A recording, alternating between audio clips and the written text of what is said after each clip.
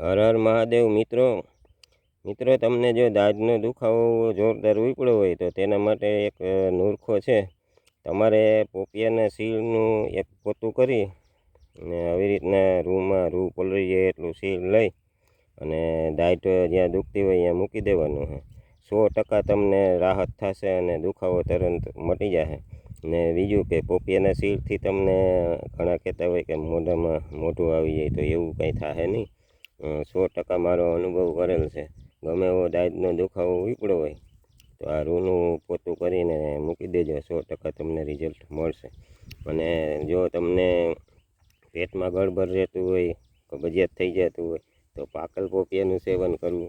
તમને જો ડેન્ગ્યુ તાવ આવ્યો હોય તો પોપિયાના પાનનો રસ પીવાનો, 100% રિઝલ્ટ મળશે. પોપિયાના ઘણા બધા ગુણધર્મો છે. તો મિત્રો તમે એકવાર અવશ્ય ટ્રાય કરજો અને 100% રિઝલ્ટ છે. તો આ માહિતી તમને કેવી લાગી તે કોમેન્ટમાં કહેજો.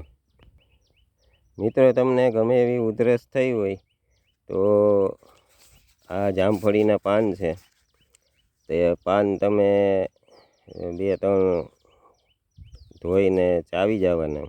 ગમે એવી ઉધરસ હશે તો તમને તુરંત રાહત મળી જશે. તો તમને ઉધરસ થાય તો ટ્રાય કરજો જામફળીના પાન.